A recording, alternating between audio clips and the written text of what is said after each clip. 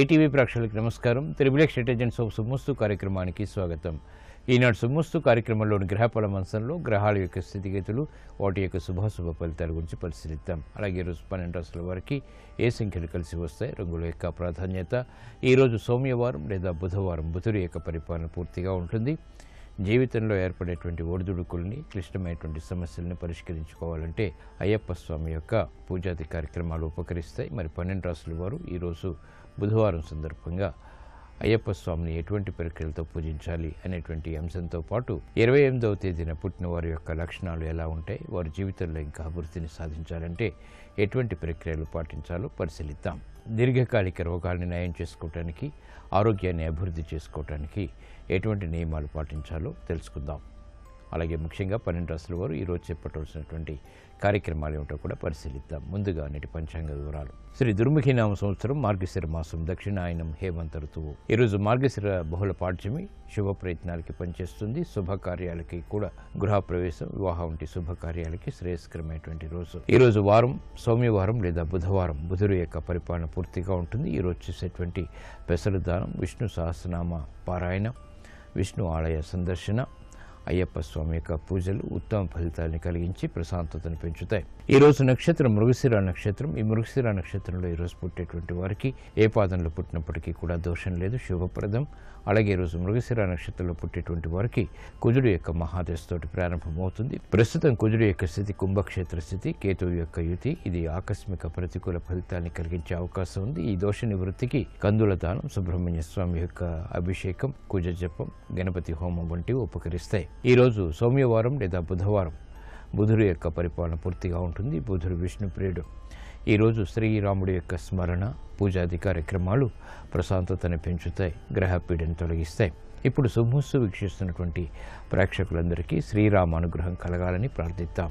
శ్రీరామ రామ రామేతి శ్రీరామ రామ రామేతి రమే రామే మనోరమే రమే రామే మనోరమే సహస్రనామ తత్తుల్యం సహస్రనామ తత్తుల్యం రామనామ వరాననే రామనామ వరాననే.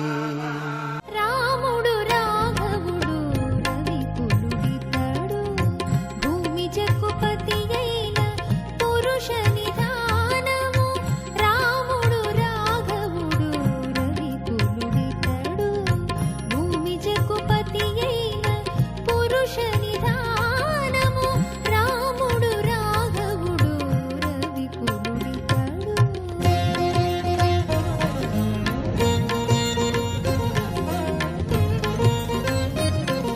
అరయపుత్ర కామేష్ఠియందు పరమాన్నమున పరగజనించిన పరబ్రహ్మము.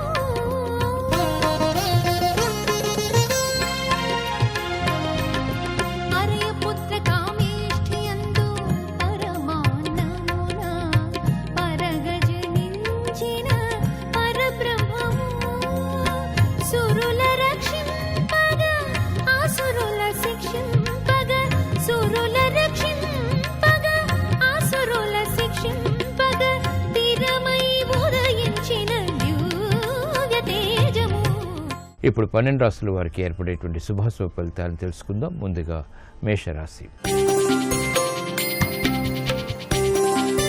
ఈరోజు మేషరాశి వారిని పరిశీలించినట్లయితే రాజకీయ వ్యవహారాల్లో ఏర్పడినటువంటి ప్రతికూలత రాజకీయ రంగం వారికి పెరుగుతుంది, బాధ్యతలు కూడా పెరుగుతాయి. అభివృద్ధి కార్యక్రమాల్లో పారిశ్రామిక రంగం వారికి మెరుగైనటువంటి అవకాశాలు లభిస్తాయి. విద్యార్థులకి ఆశించినటువంటి ప్రయోజనాలు పొందగలుగుతారు. మహిళల గృహరీత్యా ఆనందకర వాతావరణాన్ని కొనసాగించగలుగుతారు. సాఫ్ట్వేర్ రంగం వారికి అనుకూలిస్తుంది. ప్రయాణాల విషయంలో జాగ్రత్తలు పాటించాలి. నూతన కార్యక్రమాలు గృహరీత్యా మహిళలకు ప్రోత్సాహాన్ని పెంచుతాయి. ఈ రోజు మీ అదృష్ట సంఖ్య 6. తెలుపు వర్ణం ప్రశాంతతను పెంచుతుంది. బుధవారం సందర్భంగా ఈరోజు మేషరాశి వారు శ్రీ అయ్యప్ప స్వామిని శ్రీగంధంతో అభిషేకించడం ద్వారా అష్టమ శని ద్వారా ఏర్పడేటువంటి ఈతి బాధలు కనుమరుగవుతాయి. గృహ కార్యాలు, కార్యక్రమాలు ఈరోజు మీకు అనుకూలం. ఈరోజు వృషభ రాశి వారిని పరిశీలించినట్లయితే ఆకస్మిక అనుకూల మార్పులు ఆర్థికంగా కొనసాగుతాయి. క్రమశిక్షణతో కూడినటువంటి కార్యక్రమాల్ని కొనసాగించగలుగుతారు. వ్యవహారాల్లో చుక్కెదురు పరిస్థితుల్ని అధిగమించగలుగుతారు. వ్యాపార లబ్ధికే చేపట్టేటువంటి కార్యక్రమాలు వ్యాపార రంగం వారికి కలిసి వస్తాయి. విద్యార్థులకి ప్రోత్సాహం లభిస్తుంది. క్రమశిక్షణ ఏర్పడుతుంది. నూతన కార్యక్రమాలు మహిళల గృహరీత్యా ప్రారంభించగలుగుతారు. వ్యవహారాల్లో ఏర్పడినటువంటి ప్రతికూలత స్థిరాస్తి రంగం వారికి తగ్గుతుంది. అభ్యుదయ భావాలతో సినీ రంగం వారికి అనుకూల పరిస్థితులు ఉంటాయి. న్యాయవాద వృత్తి వారికి కూడా అనుకూలం. ఆదాయం పెరుగుతుంది. ఈ రోజు మీ అదృష్ట సంఖ్య 9. ఎరుపు వర్ణం ధైర్యాన్ని కలిగిస్తుంది. బుధవారం సందర్భంగా ఈ రోజు వృషభ రాశి వారు అయ్యప్ప స్వామిని విభూతితో పూజించడం ద్వారా ఉత్తమ వైరాగ్యం, ఉత్తమ జ్ఞానం లభిస్తాయి. విదేశీ సంబంధిత లావాదేవీలు, సంభాషణలు ఈరోజు మీకు అనుకూలం. ఈరోజు మిథున రాశి వారిని పరిశీలించినట్లయితే వేగవంతమైనటువంటి కార్యక్రమాల ద్వారా ఏర్పడినటువంటి ప్రతికూలత ప్రబలమవుతుంది. ఆరోగ్య విషయంలో జాగ్రత్తలు వహించాలి. కోర్టు సంబంధిత వ్యవహారాల్లో మెరుగైనటువంటి మార్పులు చోటు చేసుకుంటే అనుకూలిస్తాయి. శత్రువృద్ధి కూడా పెరుగుతుంది. చేపట్టేటువంటి కార్యక్రమాలపై శ్రద్ధ తగ్గుతుంది. గృహ సంబంధిత కార్యక్రమాల్లో ఆచితూచి వ్యవహరించాలి. నూతన కార్యక్రమాలు పారిశ్రామిక రంగం వారికి ప్రతికూల అనుకూల పరిస్థితులను కలిగిస్తాయి. వ్యాపార రంగం వారికి ఆర్థిక వ్యవహారాల్లో ఆచితూచి వ్యవహరించాల్సినటువంటి ఆవశ్యకత ఉంటుంది. విద్యార్థులకి కఠిన పరీక్షలు తప్పనిసరి. గృహ సంబంధిత కార్యక్రమాల్లో మహిళలకు ఖర్చులు బాగా పెరుగుతాయి. నూతన కార్యక్రమాలు, బాధ్యతలు సినీ రంగం వారికి పెరుగుతాయి. ఈ రోజు మీ అదృష్ట సంఖ్య 5. ఆకుపచ్చ వర్ణం రక్షణకి దోహదపడుతుంది. బుధవారం సందర్భంగా ఈ రోజు మిథున రాశి వారు అయ్యప్ప స్వామిని పూజించి అరటి నార ఒత్తులతో దీపారాధన చేయడం ద్వారా శత్రుభీతి తగ్గుతుంది. కార్యసిద్ధి ఏర్పడుతుంది. వ్యాపార ఒప్పందాలు ఈరోజు మీకు ఊరట కలిగిస్తాయి. ఈరోజు కర్కాటక రాశి వారిని పరిశీలించినట్లయితే ఆరోగ్య విషయంలో ప్రతికూలత ఉంటుంది. ఖర్చులు కిరిబిక్కిరి చేస్తాయి. చేపట్టేటువంటి కార్యక్రమాలపై శ్రద్ధ తగ్గుతుంది. గృహ సంబంధిత కార్యక్రమాలు ఆచితూచి వ్యవహరించాలి. సాహస నిర్ణయాల ద్వారా ప్రతికూల పరిస్థితులు తారసపడతాయి. బాధ్యతతో కూడినటువంటి కార్యక్రమాల ద్వారా ఏర్పడినటువంటి అనుకూలతని ఆస్వాదించలేకపోతారు. ఆర్థిక క్రమశిక్షణ పారిశ్రామిక రంగం వారికి తప్పనిసరి. వైద్య వృత్తి వారికి అనుకూల పరిస్థితులకే చేసేటువంటి కార్యక్రమాలు ఊరట కలిగిస్తాయి. విద్యార్థులకి గట్టి కృషి తప్పనిసరి. మహిళలకు ప్రోత్సాహం గృహరీత్యా ఉన్నప్పటికీ ఆందోళన కూడా వెన్నంటూ ఉంటుంది. కార్యక్రమాన్ని వేగవంతంగా సినీ రంగం వారు ప్రారంభించలేకపోతారు. విఘ్నాలు ఎదురవుతాయి. ఈ రోజు మీ అదృష్ట సంఖ్య 1. ఎరుపు వర్ణం ధైర్యాన్ని కలిగిస్తుంది. బుధవారం సందర్భంగా ఈ రోజు కర్కాటక రాశి వారు శ్రీ అయ్యప్ప స్వామిని సన్నజాజులతో భక్తి శ్రద్ధలతో అర్చన చేయించడం ద్వారా అభివృద్ధి కార్యక్రమాల్లో ఆటంకాలు తొలగిపోతాయి. కోర్టు సంబంధిత వ్యవహారాలు, ప్రక్రియలు ఈ రోజు మీకు ఊరట కలిగిస్తాయి. ఈ రోజు సింహరాశి వారిని పరిశీలించినట్లయితే మానసిక చిరాకులు ఉన్నప్పటికీ నెట్టుకురాగలుగుతారు. ఆర్థిక వ్యవహారాల్లో జాగ్రత్తలు పాటించాలి.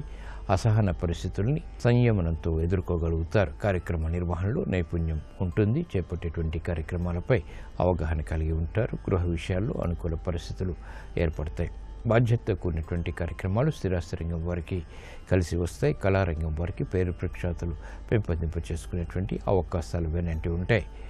నూతన కార్యక్రమాలని సాహసోపేతమైనటువంటి నిర్ణయాల ద్వారా వైద్య వృత్తి వారు చేపట్టగలుగుతారు. సాఫ్ట్వేర్ రంగం వారికి విదేశీ సంబంధిత వ్యవహారాలు కలిసి వస్తాయి. ఆదాయం పెరుగుతుంది. ఉద్యోగ సంబంధిత కార్యక్రమాల్లో ఉద్యోగస్తులకి ఆర్థిక అభివృద్ధి గోచరిస్తుంది. ఉన్నతి లభిస్తుంది. ఈ రోజు మీ అదృష్ట సంఖ్య 5. ఆకుపచ్చ వర్ణం రక్షణకి దోహదపడుతుంది. బుధవారం సందర్భంగా ఈ రోజు సింహరాశి వారు శ్రీ అయ్యప్ప స్వామికి తేనెను నివేదన చేయడం ద్వారా శుభవార్తలు వింటారు. ఆర్థిక లావాదేవీలు, సంభాషణలు ఈ రోజు మీకు అనుకూలం. ఈ రోజు కన్యారాశి వారిని పరిశీలించినట్లయితే ఆర్థిక వ్యవహారాలు కలిసి వస్తాయి. బాధ్యతలు సక్రమంగా నిర్వహించగలుగుతారు. విదేశీ సంబంధిత వ్యవహారాల్లో ఆశించినటువంటి ప్రయోజనాలు దక్కుతాయి. ప్రయాణాల ద్వారా ప్రయోజనాలు సాధించగలుగుతారు. వ్యవసాయ సంబంధిత కార్యక్రమాల్లో కూడా ప్రోత్సాహం లభిస్తుంది. రాజకీయ వ్యవహారాల్లో మెరుగైనటువంటి మార్పులు రాజకీయ రంగం వారు పొందగలుగుతారు. ఆదాయం పెరుగుతుంది. కార్యక్రమాలని సాఫ్ట్వేర్ రంగం వారు వెంటనే ప్రారంభించగలుగుతారు. విదేశీ సంబంధిత వ్యవహారాలు స్థిరాస్తి రంగం వారికి లాభిస్తాయి. నూతన బాధ్యతలు కార్మిక రంగం వారికి పెరుగుతాయి. అయినప్పటికీ సక్రమ నిర్వహణ కొనసాగుతుంది. ఆర్థిక వ్యవహారాలు మహిళలకు ప్రోత్సాహాన్ని పెంచుతాయి. గృహ సంబంధిత కార్యక్రమాల్లో ప్రాధాన్యత పెరుగుతుంది. క్రీడా రంగం వారికి గుర్తింపు లభిస్తుంది. ఈ రోజు మీ అదృష్ట సంఖ్య 5 ఆకుపచ్చ వర్ణం రక్షణకి దోహదపడుతుంది. బుధవారం సందర్భంగా ఈ రోజు కన్యా రాశి వారు శ్రీ అయ్యప్ప స్వామిని బిల్వదళాలతో పూజించడం ద్వారా లక్ష్మీ అనుగ్రహం ఏర్పడుతుంది. ఆర్థిక విజయాలు సాధించగలుగుతారు. వ్యాపార ఒప్పందాలు ఈ రోజు మీకు అనుకూలం. ఈ రోజు తులారాశి వారిని పరిశీలించినట్లయితే ధైర్యంతో కూడినటువంటి కార్యక్రమాలను వెంటనే ప్రారంభించలేకపోతారు. ప్రతి విషయంలోనూ ఆచితూచి వ్యవహరించాలి. బాధ్యతలు పెరిగితే శ్రమ అధికమవుతుంది. అయినప్పటికీ అంతిమ విజయాలు సాధించగలుగుతారు. గృహ విషయాల్లో ఐక్యతకై చేసేటువంటి ప్రయత్నాలు కలిసి వస్తాయి. వేధిస్తున్నటువంటి సమస్యలకు పరిష్కారాలు కూడా పొందగలుగుతారు. అభివృద్ధి పారిశ్రామిక రంగం వారికి ప్రారంభమవుతుంది. అయోమయ పరిస్థితుల నుంచి వ్యాపార రంగం వారు బయటికి రాగలుగుతారు. అనిశ్చిత పరిస్థితులు సాఫ్ట్వేర్ రంగం వారికి తగ్గుతాయి. క్రీడా రంగం వారికి అనుకూలతకి చేసేటువంటి ప్రయత్నాలు లాభిస్తాయి. ఆర్థిక వ్యవహారాల్లో ఆచితూచి వ్యవసాయ రంగం వారు వ్యవహరించాలి. సినీ రంగం వారికి ప్రతికూల పరిస్థితులు ఉన్నప్పటికీ నెట్టుకు రాగలుగుతారు. ఈ రోజు మీ అదృష్ట సంఖ్య 3 పసుపు వర్ణం త్వరితగతిన శుభాలను కలిగిస్తుంది. బుధవారం సందర్భంగా ఈ రోజు తులారాశి వారు శ్రీ అయ్యప్ప స్వామిని తులసి దళాలతో పూజించడం ద్వారా ఆర్థిక వృద్ధి చేకూరుతుంది. వేధిస్తున్నటువంటి సమస్యలకు పరిష్కారాలు పొందగలుగుతారు. ఆర్థిక లావాదేవీలు సంభాషణలు ఈ రోజు మీకు అనుకూలం. ఈ రోజు వృశ్చిక రాశి వారిని పరిశీలించినట్లయితే ఆరోగ్య విషయంలో జాగ్రత్తలు పాటించాలి. ఆందోళనకర పరిస్థితులు వెన్నంటి ఉంటాయి. చేపట్టేటువంటి కార్యక్రమాలపై అవగాహన తగ్గుతుంది. శ్రద్ధతో కూడినటువంటి కార్యక్రమాల ద్వారా మాత్రమే విజయాలు సాధించగలుగుతారు. పెట్టుబడుల విషయంలో ఏర్పడినటువంటి అలజడి ప్రబలమవుతుంది. ఆరోగ్య ఖర్చులు కూడా పెరుగుతాయి.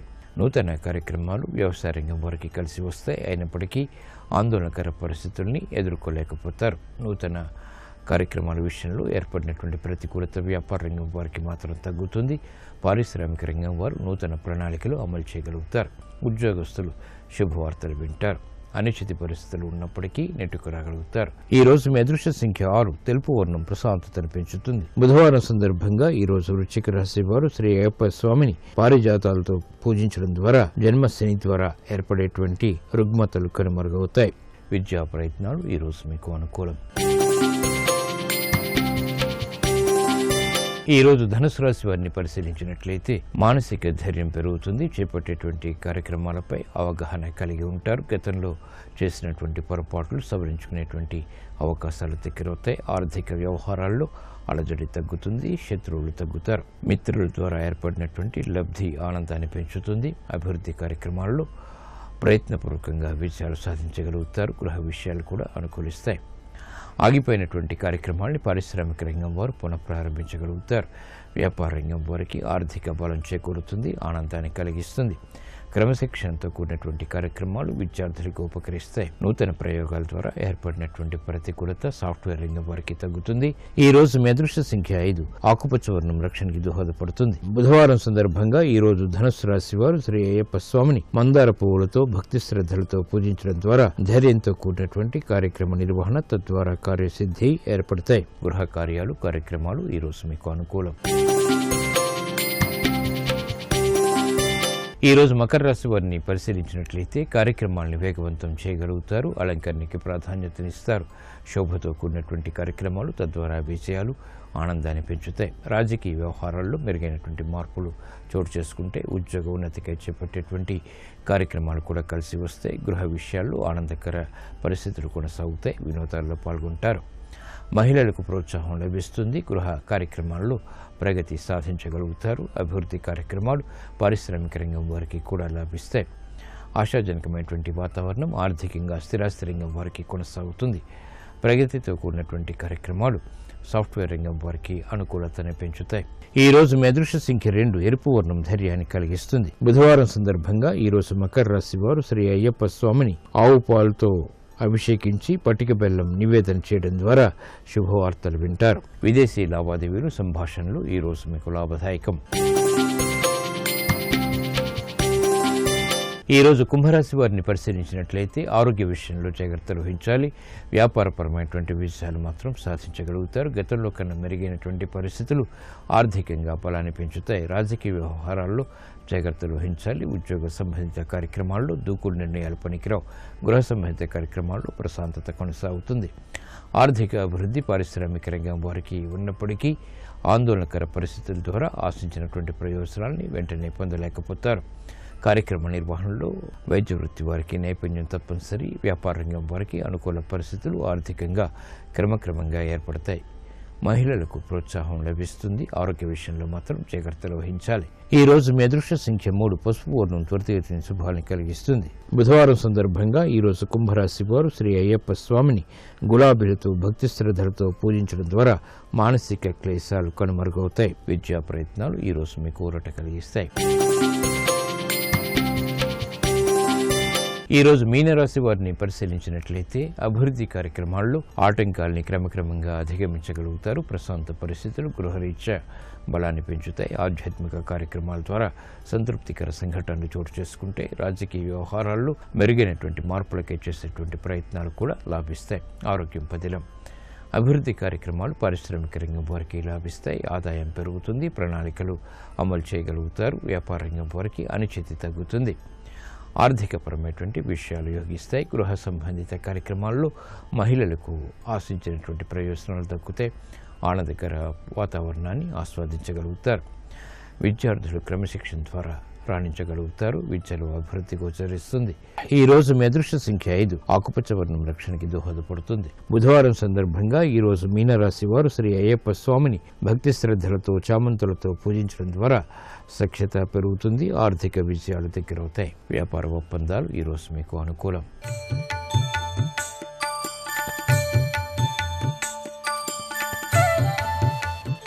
దీర్ఘకాలిక అనారోగ్య పరిస్థితుల నుంచి బయటికి రావడానికి, ఆరోగ్య అభివృద్ధిని సాధించడానికి ఎటువంటి ప్రక్రియలు పాటించాలో నేటి పరిహార ప్రక్రియలో పరిశీలిద్దాం. నవగ్రహ మండపంలో శనిదేవుణ్ణి జిల్లేడు పూలతో పూజించి నూనెతో అభిషేకించాలి. అలాగే ప్రతి ఆదివారం సూర్య నమస్కారాలు భక్తి శ్రద్ధలతో పాటించడం ద్వారా దీర్ఘకాలిక ఆరోగ్య సమస్యల నుంచి విముక్తి లభిస్తుంది. ప్రశాంతత పెరుగుతుంది.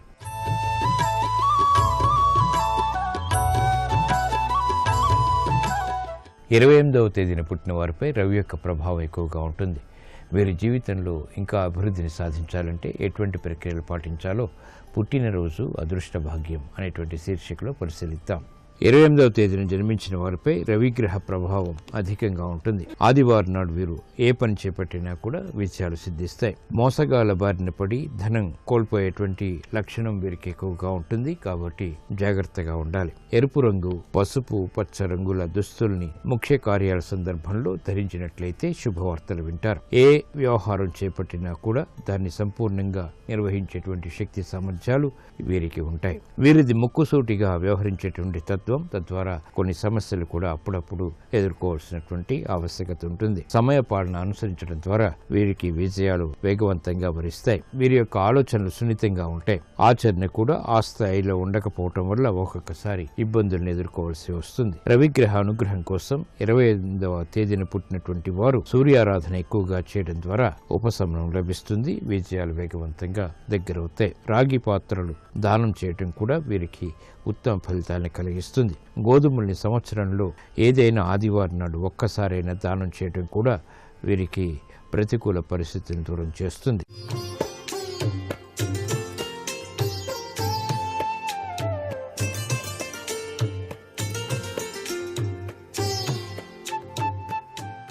XXX డిటర్జెంట్ సోప్ శుభమస్తు కార్యక్రమంలో గృహబలం అంశానికి స్వాగతం. వాస్తుశాస్త్రరీత్యా మనం నిత్యం ఆచరించేటువంటి వివిధ రకాలైనటువంటి తత్వాలు మన జీవితంలో అదృష్టానికి నాంది వాక్యం పలుకుతాయి. ఈ వాస్తు శాస్త్రంలో చెప్పినటువంటి చక్కటి ఉపయుక్తమైనటువంటి ప్రభావాలు మీకు అదృష్టంతో పాటు గౌరవ ప్రపత్తులను కూడాను పెంపొందింపచేస్తాయి.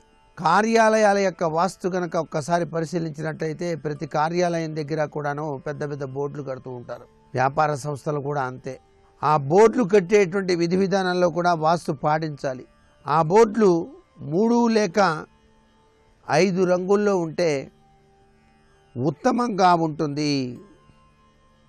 ఇది విస్తృతంగా దీర్ఘచతురాకారంలో ఉండాలి.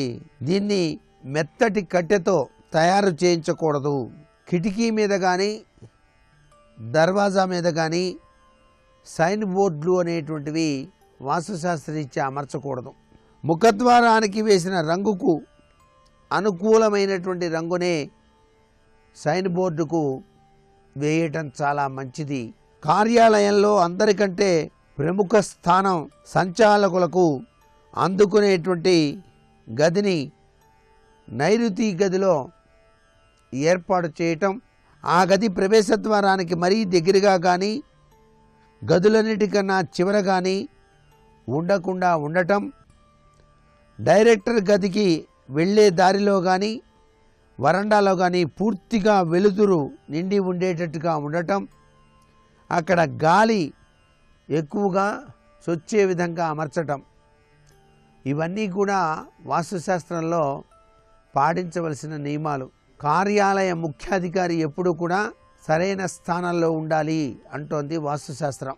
జనరల్ మేనేజరు, ఇతర మేనేజర్ల గదులు కార్యాలయాల భవనంలోని పశ్చిమ నైరుతి దిశల్లో ఉండాలి. అవి తూర్పు ముఖంగా కానీ ఉత్తర ముఖంగా కానీ కూడా ఉండవచ్చు. వారి టేబుల్ ముందు వేయబడినటువంటి విజిటర్స్ కుర్చీల కన్నా ఆయన కుర్చీ కాస్త ఎత్తులో ఉండాలి.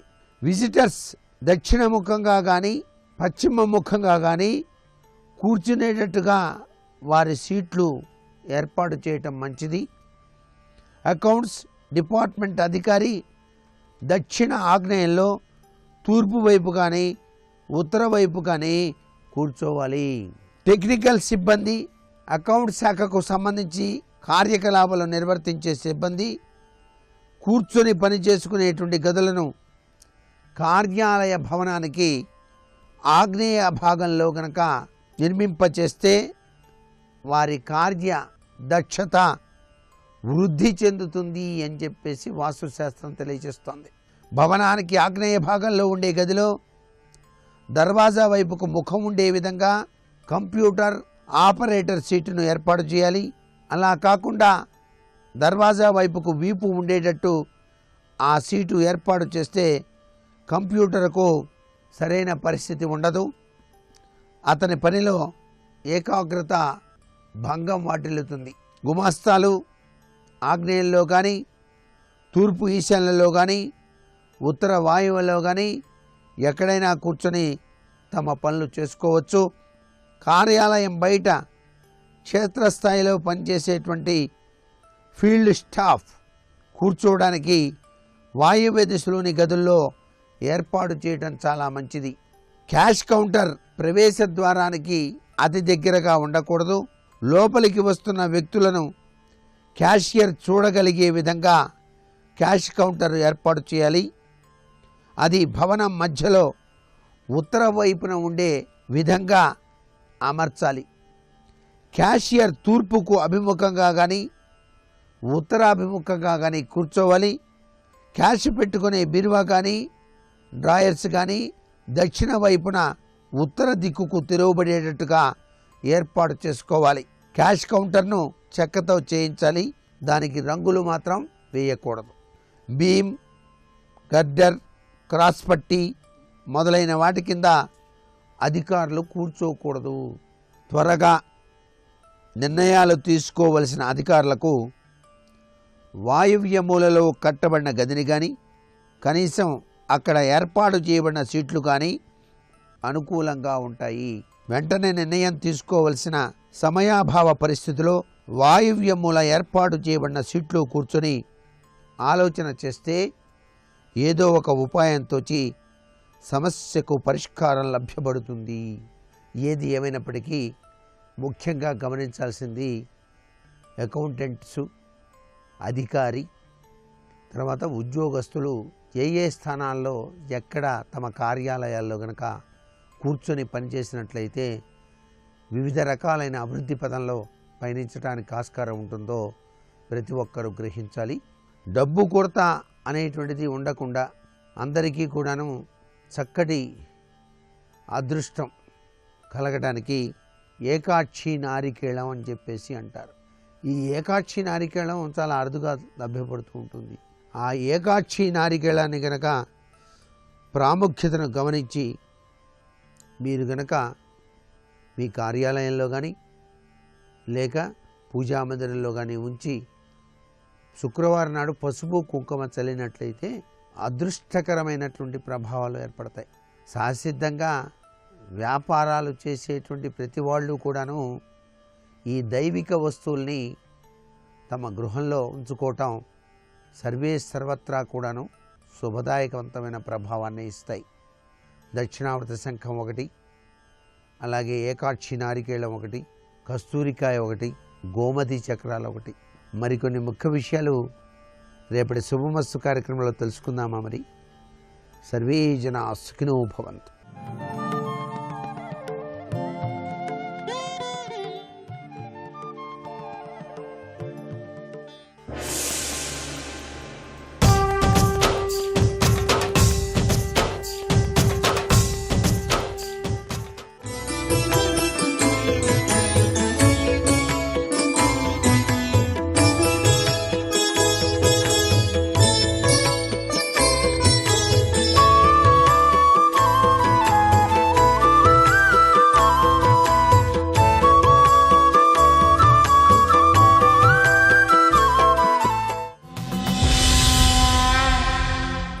కృపాచార్యుడు ఒక మాట అన్నాడు, మమ్ములను ఎందుకు ద్రోణుల వారికి చెప్పండి, మేము పెద్ద రాజకార్యాలు చేసేవాళ్ళమా అంటే, మీరు ఒకటి గమనించండి, ఒకసారి మనసులు విరిగిపోతే అలా నడపడం కష్టమైపోతుంది సుమండి, వ్యవస్థని చాలా చాలా కష్టం. అలా సాధించి యుద్ధానికి అందరినీ కూడా మళ్ళీ ఉన్ముఖుల్ని చేశాడు. ఇప్పుడు ద్రోణాచార్యుల వారి పెద్దరికం ఉంటుంది కదా, ఆయన వెంటనే ఒక మాట అన్నాడు. ఆయన అన్నాడు, అలుక భీష్మని పలుకుల అప్పుడు పోయి మీది కార్యంబు నడపుడు మీరు ఇంకా మోహసాహసముల గురుముఖ్యు దశకు కీడు రాకుండా తగ పరికింపవలయు. అది పెద్దరికాలంటే. అలా ఉంటాయి పెద్ద మనుషుల జీవితాలంటే. అంటకాగిపోయి ఏదో ఒకటి జరిగిందని ఇంక అదే పట్టుకు జీవితం అంతా ఏడవరం.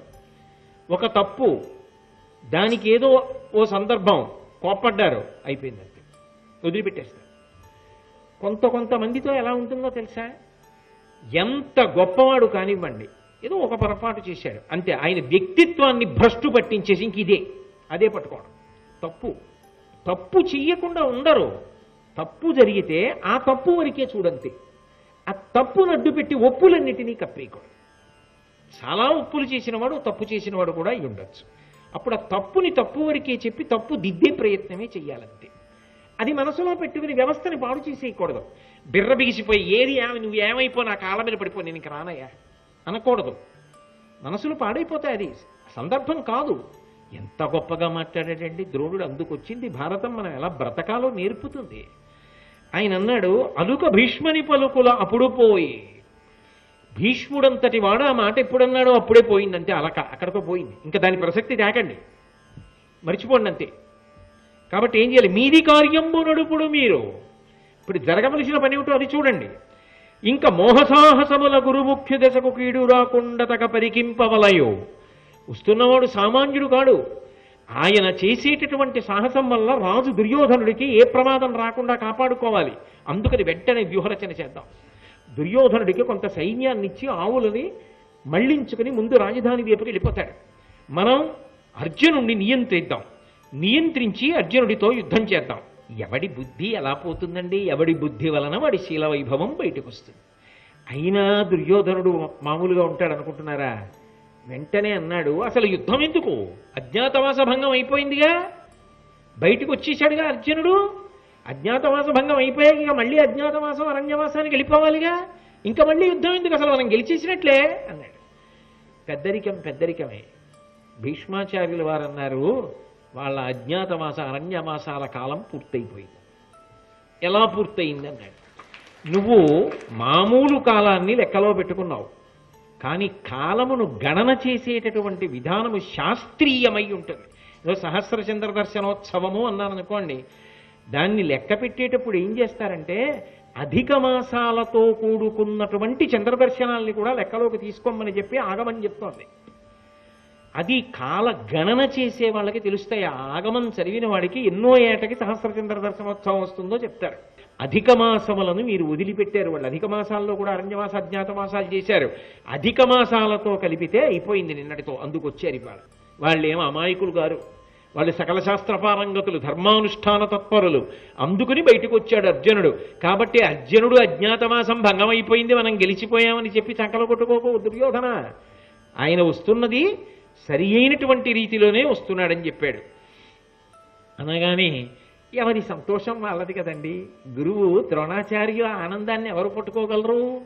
ఆయన వెంటనే అది కూడా పూర్తయిపోయింది, ఆ అజ్ఞాతవాసం కూడా పూర్తయిపోయింది, అరణ్యవాసం కూడా పూర్తయిపోయిందని భీష్ముడే నిర్ధారించాడు. ఇంకంతకన్నా ఏమిటి, ఆనందపడిపోయాడు. రానే వచ్చేశాడు అర్జునుడు. వచ్చినవాడు ఏం చేశాడు? వస్తూనే, అది వినయం అంటే, అది ధర్మం అంటే, వీరోచితంగా కుశల ప్రశ్న వేశాడు. రథం ఎక్కొచ్చాడు, ధనుర్బాణములు పట్టుకుని ఉన్నాడు. అప్పుడు కుశల ప్రశ్న వేయడానికి ఒక పద్ధతి ఉంటుంది.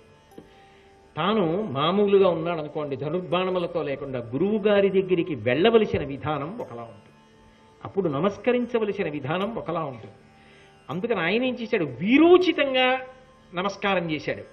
2 బాణములు ద్రోణాచార్యుల వారి పాదముల దగ్గర పడేటట్టు వేశాడు, 2 బాణములు భీష్ముడి యొక్క పాదముల దగ్గర పడేటట్టు వేశాడు, 2 బాణములు కృపాచార్యుల వారి యొక్క పాదముల దగ్గర పడేటట్టు వేశాడు.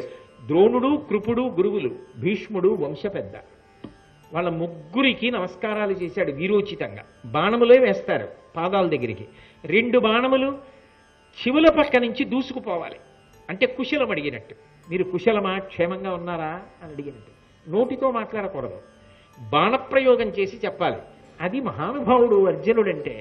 ఆయన భీష్ముడి చెవుల పక్క నుంచి, కృపుడి చెవుల పక్క నుంచి, ద్రోణుడి చెవుల పక్క నుంచి బాణం వేశాడు. భీష్ముడు సంతోషించాడు, కృపాచార్యుడు సంతోషించాడు, ద్రోణుడి సంతోషం ఆపులుకోలేకపోయాడు. బిందె నిండిపోయిందనుకోండి, నీరు ఎక్కడ పడుతుంది? అంచుల మించి జారిపోతుంది. గురువు సంతోషం గురువుదే. గురువు గారు అటువంటి శిష్యుడు దొరికినప్పుడు ఎక్కడ ఆగగలడండి? ఆగలేకపోయాడు. ఎంతమంది తిట్టినా ఆయన సంతోషం అయింది. వాడు యోగ్యుడురా, ఎన్ని జన్మలు ఎత్తితే వాడి స్థాయి మీరు పొందగలరు. దుర్యోధనుడు, కర్ణుడు, అర్జునుడు కాగలరా? అందుకని ఆయన వెంటనే అన్నాడు, విలసద్గాండివచాలనొద్ధతి కనద్విజ్జుల్లటాలీలగా అలగస్పార కపిధ్వజ సముద్యద్గర్జ చందంబుగా జలదాకారతనుంది తేరు ఇతడు పర్జన్యాకృతింబోల్చే దుర్బల తీవ్రాది నిదాగ దుర్విష గర్వస్ఫూర్తి నిర్మూర్తిగాన్. ఈ అర్జునుడు రథమెక్కి వచ్చి నిలబడి ఆ బాణప్రయోగం చేస్తుంటే నాకు ఎంత సంతోషంగా ఉందంటే, భీష్మాచార్య, అతను పట్టుకున్నటువంటి గాంధీవన్ నాకు మెరుపు తీగలా కనపడుతోంది. అలాగే అలఘస్పారక కపిధ్వజధ్వని సముద్యద్గర్జ చందంబుగా, ఆ కపిధ్వజం నుంచి వచ్చేసేటటువంటి ఆ ధ్వని ఉన్నదే, ఆ శబ్దం ఉన్నదే, అది ఏదో ఉరుము ఉరుముతున్నట్టుగా ఉంది. ఆయన ఎక్కిన రథం పెద్ద మేఘంలా ఉంది. ఇక ఇతడు బాణములన్న వర్షాన్ని కురిపిస్తాడు. ఏం పోగొడతాడు? శత్రువులన్న ఎండ పోగొట్టేస్తాడు.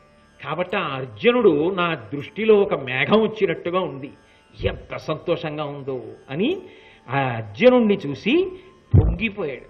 ఉత్తర కుమారుడు అదే కథ యుద్ధానికి రావడం పాపం. ఆయన ఆ కురువి భీష్ముడు మొదలైన వాళ్ళంటే మాటలండి. వాళ్ళు వాళ్ళ రథాలు, వాళ్ళ రూపాలు, వాళ్ళ కవచాలు, వాళ్ళ ధనస్సులు, వాళ్ళ ప్రతాపాలు, పౌరుషాలు ఎలా ఉంటారు ఒక్కొక్కళ్ళు. ఉనికిపోయాడు చూసి. ఉనికిపోయి అర్జునుడిని అడిగాడు, అసలు వీళ్ళందరినీ చూస్తుంటే ఇంతటి వీరోచితమైనటువంటి రూపాలతో ఉన్నారు, అర్జున వీళ్ళెవరో నాకు ఒక్కసారి చెప్దు అన్నాడు. చెప్పడంలో ఒక మర్యాద ఉంటుంది. ఎందుకని అంటే, మీరు ఎక్కడున్నారో అక్కడ మీరు మాట్లాడేటప్పుడు మీ సంస్కారము వ్యక్తమవుతుంది. ఎవరమ్మా మీరు అని అడిగారు అనుకోండి, ఒక పెళ్ళైపోయిన స్త్రీని, నేను ఫలానా వారి కోడలనండి అని చెప్పాలని శాస్త్రవాక్కు. ఎందుకని అంటే అది మర్యాద. సీతమ్మంతటిది రామాయణం సుందరకాండలో పృథివ్యారాజసింహానాం ముఖ్యస్య విదితాత్మన స్నుషా దశరథస్యాహం శత్రుసైన్య ప్రతాపిన అంది. నేను దశరథ మహారాజు గారి కోడల్ని అని చెప్పి. అలా మీరు ఎక్కడున్నారో అది చెప్పడంలో మీకు ఆనందం కలగాలి. మీరు ఎక్కడున్నారో అక్కడ కూర్చోవడంలో మీకు సంతోషం కలగాలి. అలా మీరు సంతోషాన్ని పొందలేకపోయారనుకోండి, అది మీకు అశాంతి, మీ చుట్టూ ఉన్న వాళ్ళకి అశాంతి. కుటుంబంలో ఉన్నప్పుడు ఆ కుటుంబ పెద్దగా మీకు సంతోషం ఉండాలి. నాకేమి పరమేశ్వరుడు మంచి భార్యనిచ్చాడు, మంచి బిడ్డల్ని ఇచ్చాడు, ఉన్నదానితో ఎందరికో ఇల్లు లేవు, నాకు చిన్న ఇల్లు ఇచ్చాడు, చాలామందికి ఉద్యోగాలు లేవు. ఏమంత పెద్ద చదువు చదివించానని నాకు మంచి ఉద్యోగం ఇచ్చాడు, మంచి అధికారులను ఇచ్చాడు, మంచి స్నేహితుల్ని ఇచ్చాడు, మంచి సహోద్యోగుల్ని ఇచ్చాడు, వాహనం ఇచ్చాడు, నాకేమి ఇవ్వలేదు. అందుకే పరమ సంతోషంగా అర్జునుడు ఆ వీరులందరినీ కూడా పరిచయం చేస్తున్నాడు. పరిచయం చేసేటప్పుడు పాటించిన పద్ధతి వలన అర్జునుడి సంస్కారం తెలుస్తుంది. మొట్టమొదట ఎవరిని పరిచయం చెయ్యాలి? ఎంతమంది ఉండనివ్వండి, ముందు గురువు గారి గురించి చెప్పాలి. గురువు గారి గురించి చెప్పేటప్పుడు పేరు వాడరు, గురువు గారి పేరు చెప్పకూడదు, పేరు చెప్పకుండా చెప్పాలి, పరమ పవిత్రంగా చెప్పాలి. ఎంత అందంగా మాట్లాడాడో పెద్దలందరి గురించి అర్జునుడు. అది ఆయన సంస్కార బలానికి నిదర్శనం. కాంచనమయ వేదికా కనత్కేతనోజ్వల విభ్రమము వాడు కలశజుండు, సింహలాంగూల భూషిత నభోభాగకేతు ప్రేంఖణము వాడు ద్రోణసుతుడు, కనక గోవృష సాంద్రకాంతి పరిస్ఫుట ధ్వజ సముల్లాసంబువాడు కృపుడు, లలితకంబు ప్రభాకలిత పతాకా విహారంబువాడు రాధాత్మజుండు, మణిమయోరగ రుచిజాల మహితమైన పడగవాడు కురుక్షితిపతి, మహోగ్ర శిఖర ఘన తాళ తరువగు సిడమువాడు సురనదీసూనుడెర్పడ చుచికొనుము అన్నాడు. ఎంత మర్యాదగా పరిచయం చేశాడో. వాళ్ళు శత్రుపక్షంలో ఉన్నారు, అయినా మర్యాద, ఆ మాట్లాడడంలో మన్నన, ఆ గౌరవం, అసలు ఆ వాక్య నిర్మాణ ప్రజ్ఞ, ఒక విషయాన్ని ప్రతిపాదించేటప్పుడు ఆ విషయానికి కట్టుబడి మాట్లాడడం ఎంత గొప్పగా మాట్లాడతారో. కాంచనమయ వేదికా కనత్కేతనోజ్వల విభ్రమము వాడు కలశజుండు అని చెప్పి ఊరుకుంటాడా? రెండు చేతులతో నమస్కరించి చెప్తాడు ఆ మాట. ఎవరిని చెప్తున్నాడు ముందు? అదిగో పతాకాల్ని బట్టి చెప్తున్నాడు.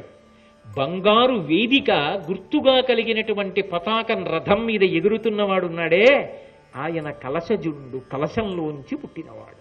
పేరు చెప్పలేదు. ఎవరు కలశంలోంచి పుట్టినవాడు? ద్రోణుడు. అంటే ముందు ఎవరి గురించి మాట్లాడాడు? గురువు గారి గురించి మాట్లాడాడు. అది సంస్కార బలం అంటే. ఆ గురువుని తలుచుకుని పొంగిపోతారు. గురువుకి అర్జునుడిని చూడడం ఎంత సంతోషమో, అర్జునుడికి గురువు గారిని చూడడం అంత ఆనందం, అంత వినయం.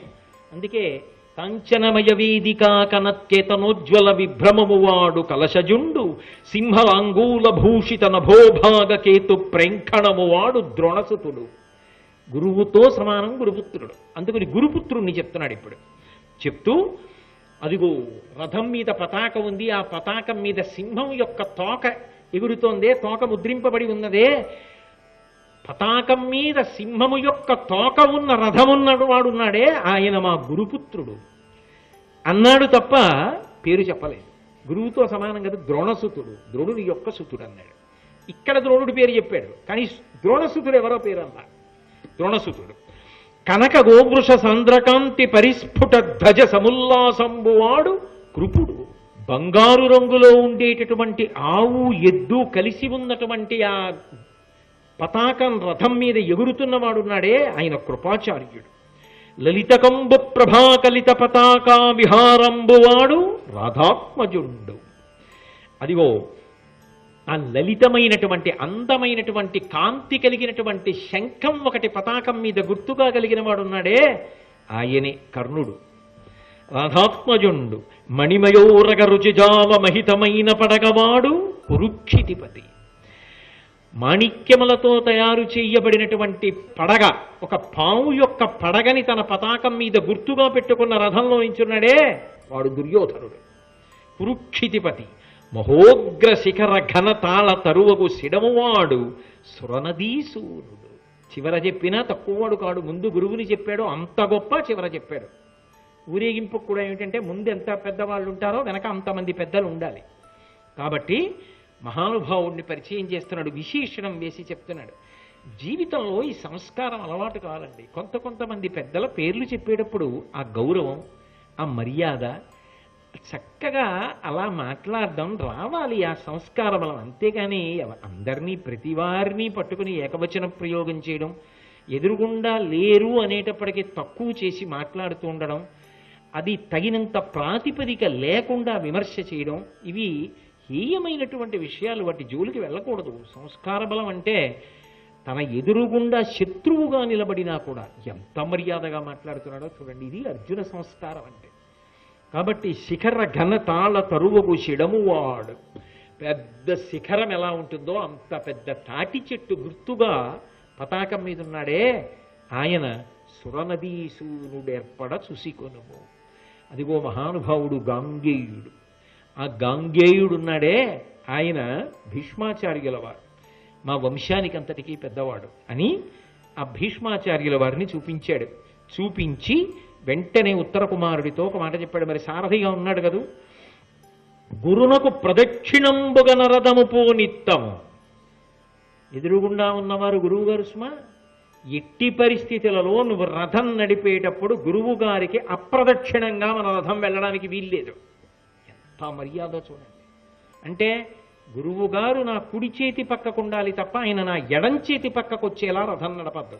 ఎడం పక్కకు వస్తే అప్రదక్షిణం. దక్షిణం అంటే కుడి, ప్రదక్షిణం అంటే ఎంత తిరిగినా కుడి పక్కకే ఉంటే ప్రదక్షిణం అంటారు. నువ్వు తెలియక రథం నడిపేటప్పుడు సారథిగా మొట్టమొదటిసారి కూర్చున్నావు కదా, రథాన్ని చటుక్కున ఆయనకి అప్రదక్షిణంగా తీసుకెడతావేమో, తీసుకెళ్ళద్దు. ఎప్పుడూ కూడా ఆయన రథం నాకు కుడి చేతి వైపు ఉండాలి, ఆయనకి ప్రదక్షిణంగా వెళ్ళాలి తప్ప అప్రదక్షిణంగా వెళ్ళకూడదు. ఆ గురువుకి శిష్యుడి మీద ఎంత ప్రీతి, ఆ శిష్యుడికి గురువు మీద ఎంత భక్తి, ఏమి గురు శిష్యులు. కాబట్టి ఈ మహాపురుషుడు ఎడం పరిభవము వలదు, ఏ కారణము చేత కూడా ఈయన అగౌరవపడకూడదు. కించెత్తు కూడా అగౌరవం ఆయన పట్ల పనికిరాదు సుమా. ఆయన గురువు. అది దుర్యోధనుడైతే, అది కర్ణుడైతే వాళ్ళ జీవితాలు అలా ఉంటాయి, వీళ్ళ జీవితాలు ఇలా ఉంటాయి. మనం గౌరవం ఇవ్వడం వల్ల కాదు అవతలవాడి గౌరవం, గౌరవించి మన గౌరవం నిలబడదు. కాబట్టి ఈ మహాపురుషుడు ఎడం పరిభవము వలదు, ఈతడు కురుకుల నృపతనయ శిక్షకుడు సుమ్మనగా. మొత్తం కురువంశంలో ఉన్న వాళ్ళమందరం విలువిద్య ఆయన దగ్గరే నేర్చుకున్నాం. నాకే కాదు మా అందరికీ ఆయన గురువు. ఇంతమంది శిష్యుల్ని తయారు చేసిన మహానుభావుడు. చాలా జాగ్రత్త సుమా. ఎంత గొప్పగా మాట్లాడాడండి. శస్త్రప్రకార నిపుణుండు, అస్త్రవిదుడు, దూరపాతన అభీలుడు, వర్చస్త్రాసిత రిపుడు, ధనుశాస్త్ర పరిజ్ఞాన ఘనుడు, అసదృశుడు శక్తిన్. ఏమనుకుంటున్నావు మా గురువుగారంటే? ఉత్తర కుమార, శస్త్రప్రకార నిపుణుడు. ఏదైనా ఒక శస్త్రాన్ని ప్రయోగించడం అంటే ఆయన తర్వాతే. శూలమైనా కత్తైనా ఏదైనా సరే తోమరమైనా అలా ప్రయోగిస్తాడు. అంత నైపుణ్యం ఉన్నవారు మా గురువుగారు. అస్త్రవిదుడు, సమస్త అస్త్రములు ఆయనకి తెలుసు. దూరపాతనాభీలుడు, ఎంత దూరంలో ఉన్న లక్ష్యాన్నైనా సరే గురి చూసి కొట్టగలరు మా గురువుగారు. వర్చస్త్రాసిత రిపుడు, ఆయన కొట్టడం వరకు ఎందుకయ్యా, ఆయన వర్చస్సు చాలు పడగొట్టేస్తుంది అవతల వారిని. ఆ వస్తున్నవాడి కిరీటం, శంఖం, కపిధ్వజం, వింటినారి దానికి పొంగిపోయాడు గురువుగారు. గురువుగారి వర్చస్సు గురించి పొంగిపోతున్నాడు శిష్యుడు. అది గురు శిష్య సంబంధం అంటే, అది వాళ్ళ ప్రేమ అంటే. కాబట్టి వర్చస్త్రాసిత రిపుడు, ధనుశాస్త్ర పరిజ్ఞాన ఘనుడు. ధనుశాస్త్రంలో ఇన్ని మించిన వాడు లేరు, అంత ఘనుడు. అసదృశుడు శక్తిన్, ఆయన అసలు పక్కన పోల్చి చూపించడానికి ఇంకొకడు ఆయనతో ఉండరు. అంతటి మహానుభావుడు. గురువు అన్న మాట ఎక్కడ వాడినా అదే ఉండాలి. మా గురువు గారి కన్నా నాకు తెలిసినంత వరకు ఘనులు ఎవరూ లేరనే అనాలంతే. అదే గురువు అంటే గొప్ప. ఆయన నిజంగా అంతటి వాడా కాదా పక్కన పెట్టండి, మీ గురి అలాగే ఉండాలి, నా గురి అలాగే ఉండాలి. గురు శిష్య సంబంధం అంటే అలా ఉంటేనే గురు శిష్య సంబంధం అంటారు. కాబట్టి ఈతనితోడి కయ్యమునకియ్య కొనందగదు, ఏను దుష్పధర్జూత జయోద్ధతుండకు సుయోధను నిన్ పరిమర్పబోవుచో, శాత శరోత్కరుంబితడు చక్కగా చేయునో నన్ను నేయడో చూతము, తానమున్ననికి చుచ్చిన జొత్తముగా కపిమ్మటన్. ఉత్తర కుమార, ఒక్క విషయం జ్ఞాపకం పెట్టుకో, అసలు మనకు ఆయనతో యుద్ధమే వద్దు.